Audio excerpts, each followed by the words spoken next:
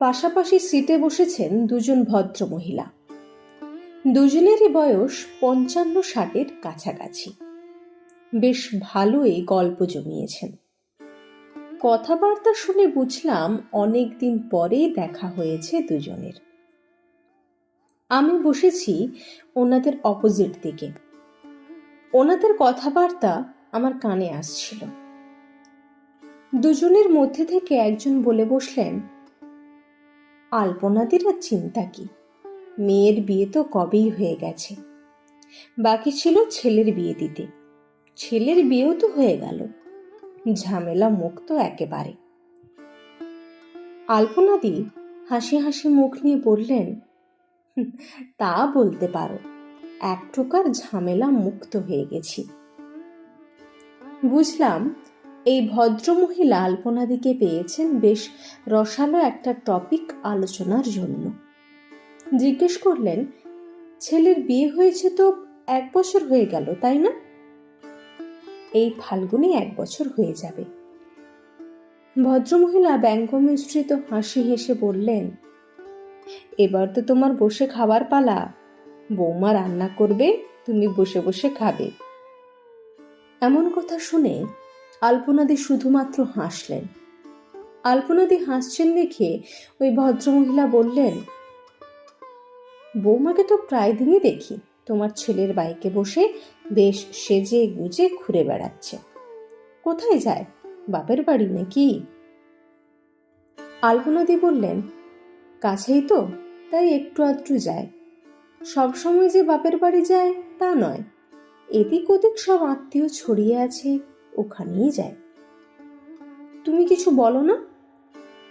বললে শুনবে, যদি বলি যেতে হবে না তাহলেই ঝামেলা বাড়বে। আমি ঝামেলার মানুষ না, তাছাড়া নতুন নতুন একটু তো যাবেই।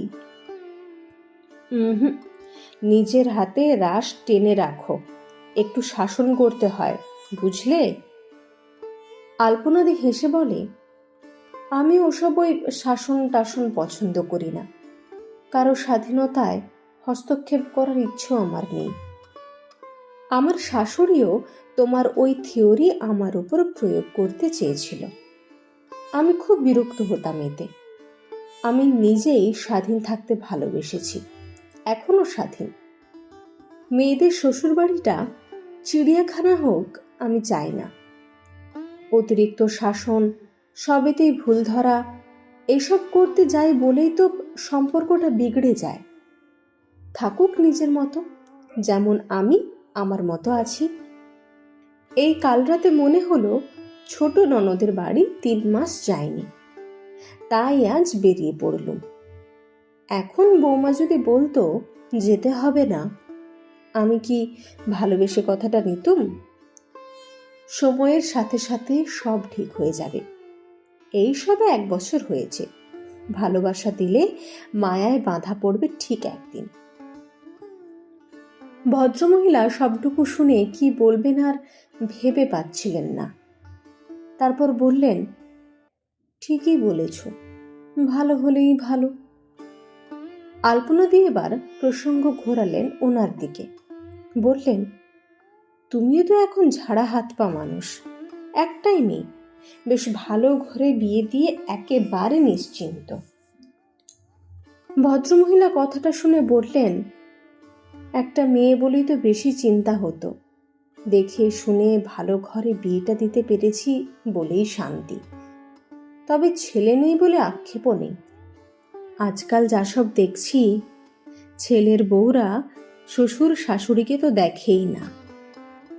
ট্রেন থেকে নামতে হবে বলে আমাকে উঠে আসতেই হলো। আলপনাদি উত্তরটা কি দিল সেটা আর শোনা হলো না। তবে আমি মনে করি ঈশ্বর সহায়, তাই ওই ভদ্রমহিলাকে পুত্র সন্তান দেননি। দিলে হয়তো উনিও বৌমার উপর কর্তৃত্ব ফলানোর জন্য শাশুড়ির রোলটা পেতেন। তখন কোনো একটা মেয়ের কপালে এই শাশুড়িই জুটত, আর তাতেই চরম অশান্তি বাঁধত। তবে এমন ধরনের শাশুড়ির পাশাপাশি আলপনাদির মতো শাশুড়িও আছেন, যারা বৌমাকে প্রতিদ্বন্দ্বী না ভেবে সহযোগী ভাবেন, বন্ধু ভাবেন। তবে শাসন করে কাউকে দাবিয়ে রাখা যায় না। যতটা ভালোবাসা দিয়ে ভালোবাসার বাঁধনে তাকে আটকে রাখা যায়, আর মানুষ ভালোবাসার কাছেই নত স্বীকার করতে বাধ্য। সেই থিওরি আলপনাদি বুঝে গেছেন বলেই পাশে বসা ভদ্র মহিলাকে যথাযথ উত্তর দিতে পেরেছেন। কলমে সরজিৎ ঘোষ।